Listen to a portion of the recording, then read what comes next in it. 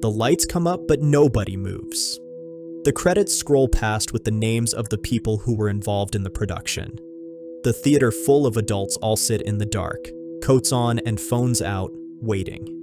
The ending already happened, back before the names started rolling. But they're waiting for the thing that comes after the ending. Less than 30 seconds that promise the story they just finished was only ever an episode. 20 years ago, that theater would have emptied earlier. The end of a film was like a wall that meant nothing else came after, and you walked out the other side experiencing whatever it had done to you. Now that wall has a door in it, a revolving door that never lets you out. The post-credit scene took the place of where a story used to end and gave us a promise of more instead. A promise of more sounds like a gift, but I think we got robbed, and the ending was what got taken.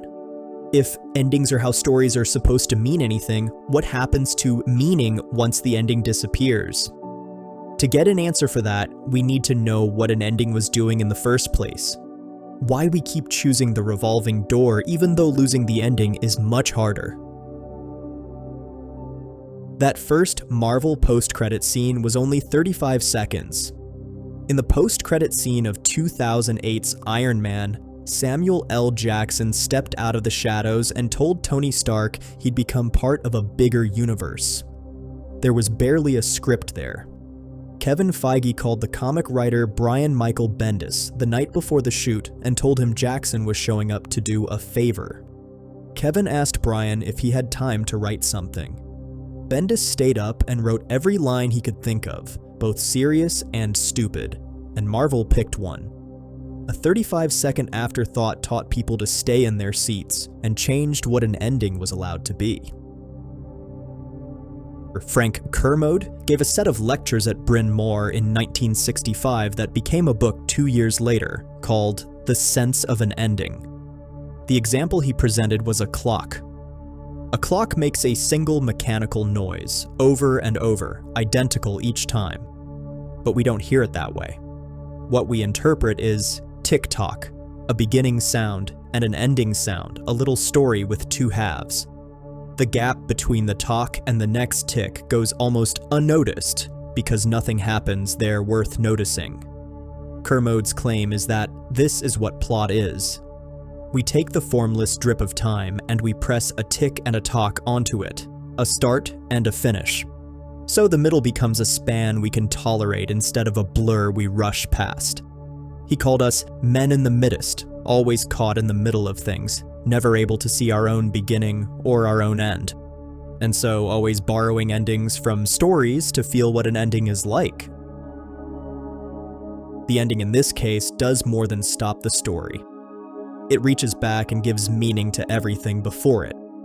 The last move of a chess game decides what the first move was doing.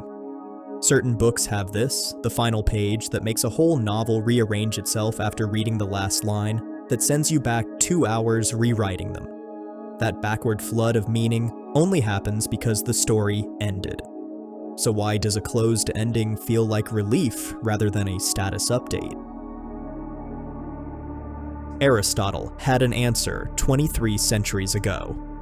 In the Poetics, he defined tragedy as the imitation of an action that's complete and whole, and he was careful about what whole meant. In his words, a whole has a beginning and an end, with a middle between them, and the end is the part after which nothing else needs to follow.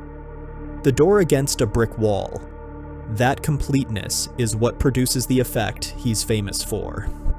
Catharsis, the purging of pity and fear, the sense of being washed clean and leaving lighter than you came in. And there's an odd fact buried in the Poetics. Aristotle uses the word catharsis only once in the whole book, then drops it and starts talking instead about wonder, naming it as the strange settling you feel when a story ends up somewhere both surprising and inevitable. Whatever you call it, it needs the action to finish. You can't find catharsis in something still in progress. We've all sat through end credits before, both curious and annoyed, not quite sure why we stayed. Relief exists in stopping, which makes what we're supposed to do look obvious. The post-credit scene is like a bad craft. It breaks what is supposed to be whole and denies us the catharsis the ending exists to deliver. Except the people who make these scenes aren't clumsy, and that conclusion falls apart the moment you look at who breaks the whole.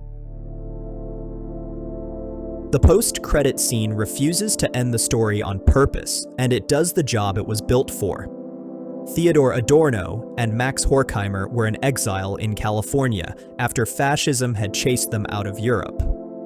They wrote in 1944 about what they called the culture industry. Their sharpest line could be printed on a movie ticket. That is, the culture industry perpetually cheats its consumers of what it perpetually promises. The whole spectacle is a promise that never comes due. We're served the appetizers endlessly, and the main course never arrives because a satisfied customer is a customer who leaves. That's exactly what the post-credit scene does, made literal. A final ending would release us, give us catharsis, and owing us nothing else. But the post-credit scene withholds that. It turns the closed door into a revolving door, so that when we try to leave, we just get spun around and end up right back inside. There's also a counter-argument here that needs to be looked at. Open-ended serial storytelling is an ancient practice. Dickens sold his novels in monthly parts and left readers waiting at the docks for the next installment. The cliffhanger and the hunger for the next chapter are old human pleasures, and there's nothing fraudulent about wanting more of a thing we love. That's fair, and we should keep that in mind. Because pleasure and meaning are not the same, and that is where the entire trick hides. Look at the exception that proves it. Avengers Endgame was the only film in that entire series to end with no post-credits scene.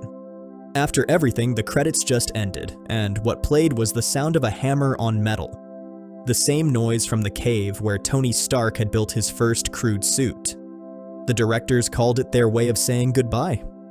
They let one character actually die and refused to continue it with a tease. That's the one some people actually wept at. Given a real ending, the audience felt the floor of meaning drop out under them and proved its own critics right. Walter Benjamin wrote the line that drags this out of film criticism and into our own life. In an essay from 1936 called The Storyteller, he wrote that death is the sanction of everything a storyteller can tell, that the teller has borrowed his authority from death.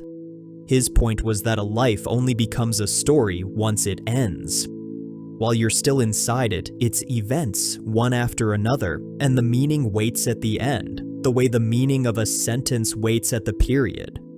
Now try and apply this to your own life. The reason the post-credit scene leaves you a little hollow is the reason your own life resists meaning when you treat it as endless. You are living in perpetual post-credit scenes, and the next story is always loading.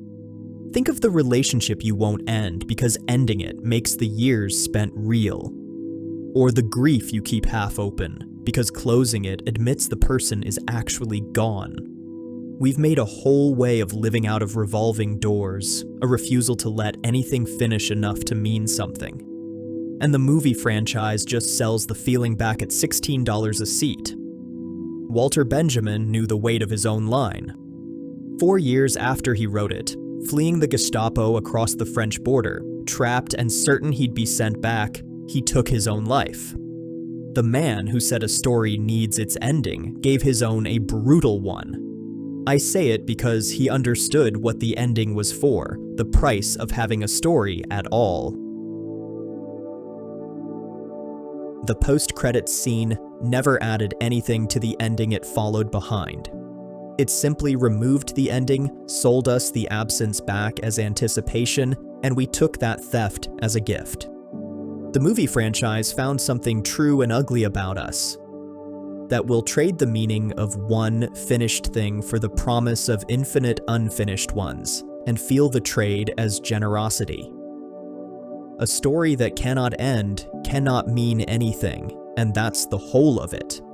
Kermode's clock needs its talk, and Benjamin staked the meaning of his whole life on his last day. Every one of those closures is the thing we've been trained to sit through the credits to avoid. The door keeps spinning every time we stayed in our seats. So, whenever you find people in a dark theater, coats on and phones out, waiting for that revolving door to spin, just remember, they came for a story, but they're sitting through its refusal to end, and they'll call that the best part. The wall they're avoiding was the gift. It used to tell them the thing was over so they could finally feel what it had done to them, and then let them leave changed. But they've traded that for the spinning door, unable to feel where anything ends because they've arranged for nothing to actually end. So now I'll leave you with this.